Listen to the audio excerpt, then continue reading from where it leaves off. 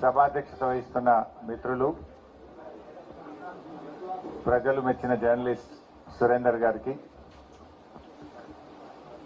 ఈనాటి కార్యక్రమానికి ముఖ్య అతిథి మన ప్రెస్ అకాడమీ చైర్మన్ గౌరవనీయులు శ్రీనివాస్ రెడ్డి గారికి, ఎస్సీ ఎస్టీ కమిషన్ చైర్మన్ గౌరవనీయులు బక్కి వెంకటయ్య గారికి,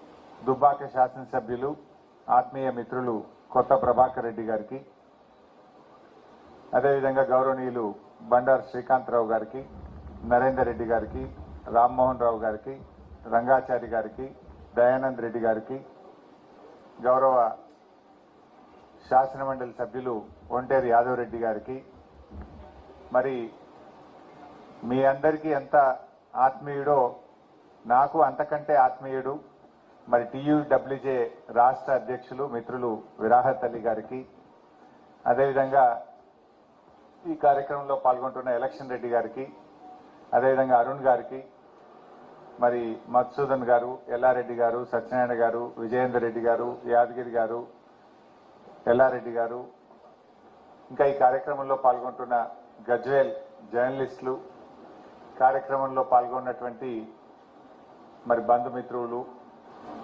అందరికీ పేరు పేరున నమస్కారం. ముందుగా గజ్వేల్ ప్రెస్ క్లబ్ రజతోత్సవం జరుపుకుంటున్న ఈ శుభ సందర్భంలో మీ అందరికీ నా హృదయపూర్వక శుభాకాంక్షలు, అభినందనలు.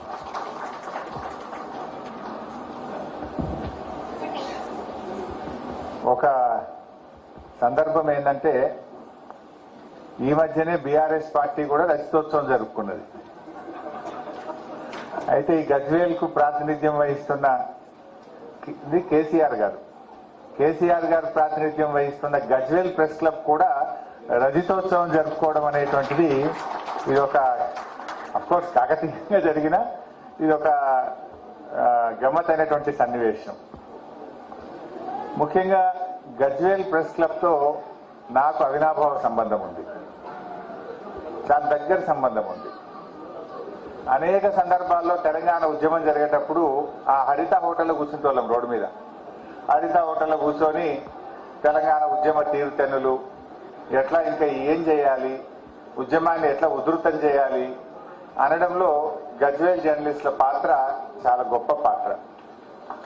చాలా మంచి సలహాలు ఇచ్చారు. నిజానికి గజ్వేల్ హైదరాబాద్ కు దగ్గరగా ఉన్న మొదట్లో కొద్దిగా మూమెంట్ చల్లగుండే ఇక్కడ. జర్నలిస్టులే నాకు గుర్తు ధూమ్ధాం పెట్టినప్పుడు గద్దరన్నను రసమైని పిలిచి రాజకీయ పార్టీలు పెట్టలే, జర్నలిస్టులే తెలంగాణ ధూమ్ధాం పెట్టి తెలంగాణ భావవ్యాప్తి కోసం కృషి చేసినటువంటి చరిత్ర గజ్వేల్ ప్రెస్ క్లబ్ కున్నది. అయితే నన్ను యాక్చువల్గా ఒక ఆర్టికల్ రాయమన్నారు. సావనీర్ ఇప్పుడే మనం ఆవిష్కరించుకున్నాం.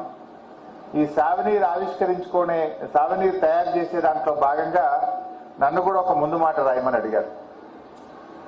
వాస్తవానికి మనందరి గురించి జర్నలిస్టులు రాస్తూ ఉంటారు వార్తలు, కానీ వాళ్ళ గురించి ఒక వార్త రాసే అవకాశం, అదృష్టం నాకు దొరికింది. నేను ఏం రాసి పంపినా అంటే Gajwel press club is a people's club, it's not press club, it's people's club అనేటువంటి ఒక టైటిల్ పెట్టి రాయడం జరిగింది. ఎందుకు ఆ వార్త రాయాల్సి వచ్చింది? జనరల్ గా ప్రెస్ క్లబ్ ఇందాక విరాహత్ గారు అన్నట్టు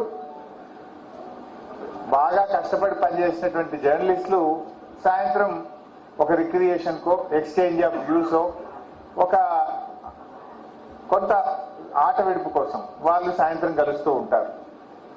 కానీ మా గజ్వేల్ ప్రెస్ క్లబ్ అట్లా పనిచేయలే.